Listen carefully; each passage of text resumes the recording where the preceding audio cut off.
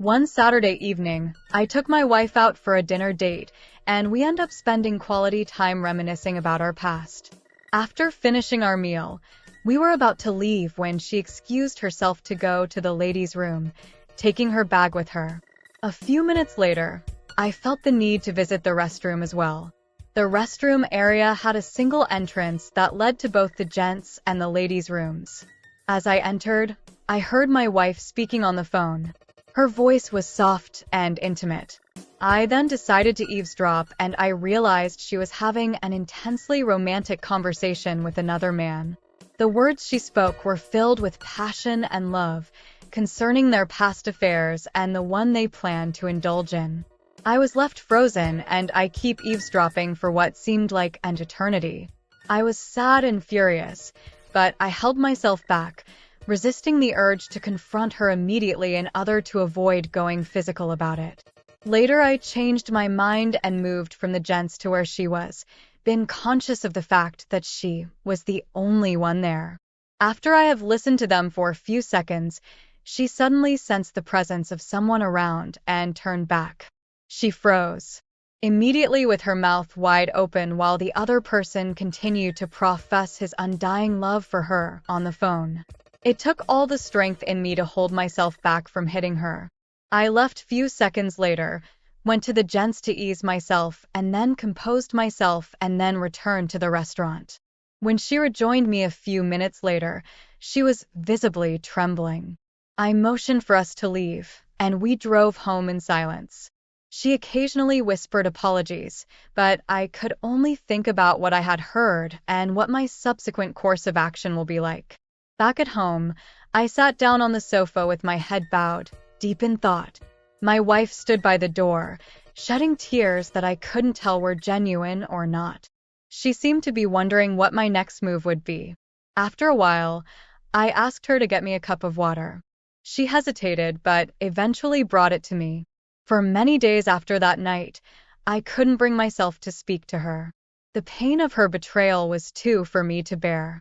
Even my colleagues at work observed that my mood was dull, and I was somehow absent-minded at work.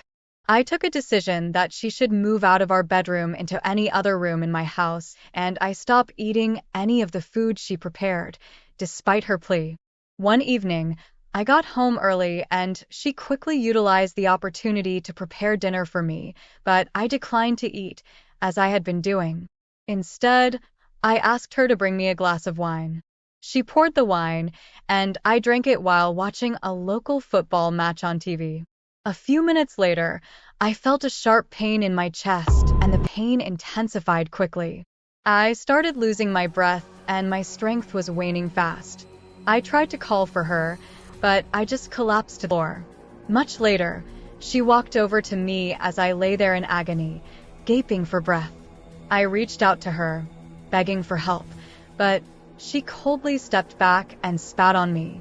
At that moment, I realized she had poisoned me. Darkness suddenly overtook me, and I passed out. When I awoke, I was in complete darkness, my head pressed against a wooden surface. I reached out and realized I was inside a coffin. Panic set in as I tried to understand what had happened. It slowly dawned on me that after the poison took its effect, the people and definitely the doctor also assumed that I was dead, whereas the poison only kept me in a temporary state of death. That must be the reason why I was buried alive, coupled with the fact that my religion demanded for burial within 24 hours. I screamed for help, pounding on the coffin lid with all my strength, but no one heard me. Exhausted, after much trial, I resigned myself to my fate, convinced that I would die alone in the dark. Then, suddenly, I heard a noise above me. The sound grew louder until, finally, the coffin lid was pried open.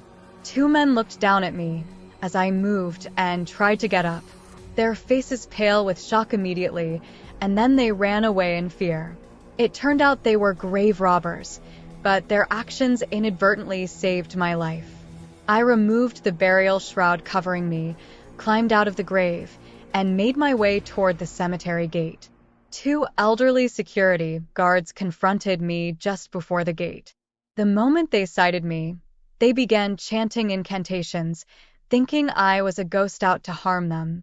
Weak and desperate, I convinced them, with my weak voice, that I was not a ghost, but a living human being. One of them offered me water and some leftover food, which I devoured hungrily. As I ate, I tearfully recounted my story, and they listened in total disbelief and utter pity. I stayed with the guards until morning and then headed straight to my bank, where I withdrew some money to buy a cheap phone using my thumbprint. The fact that my suit was white, expensive, and clean did not give anyone a funny impression. The first person that I called was my doctor, who initially thought it was a prank, but after I shared personal details only I would know, he came to pick me up. He was shocked to see me alive, but took me to his hospital for some tests. The results confirmed that a deadly poison had been in my system, likely from the drink that my wife had given me. For the next 2 weeks, I remained in the hospital, recovering. I instructed my doctor to keep my presence a secret. Meanwhile, I realized the urgent need to contact my lawyer. I decided to ask my doctor to call him for a private discussion. When he arrived and saw me, he was astonished.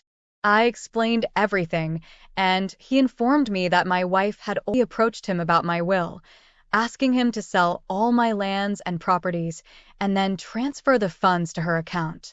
My lawyer and I devised a plan that he should delay the reading of the will by a week and hire a private investigator to find out who my wife had been involved with. A few days later, the investigator provided the conclusive evidence I required. The report says, my wife had an affair with Chief Jolies, who suddenly had a heart attack and later died, and that presently, she is having an affair with Dr. John Okapama. With this information in hand, I visited the police commissioner, who was at my burial. He was scared initially but got amazed after I shared my story with him. We coordinated a plan with the police that on the day of the will reading, my lawyer would create a distraction, allowing me to enter the room with the police. As planned, the lawyer paused the reading to retrieve a document from his car, giving me and the police time to enter. When I walked into the room, filled with elders from our village and my wife, everyone was horrified and my wife fainted, but was quickly revived. The police went ahead to arrest her and also went ahead to arrest Dr. John Okapama too. He confessed under interrogation that he had been having an affair with my wife for a while and that she was currently pregnant with his child. He told them that he was the one that killed Chief Jolies and that his mother, living with him, orchestrated the whole plan. When the police went to arrest her, they found her dead, with an empty bottle of poison and an apology note by her side. I was later informed that Dr. John Okapama insisted he has more things to expose, but unless he sees me, he will not reveal his true identity and why he has searched for me for many years with the sole purpose of eliminating me and my immediate household.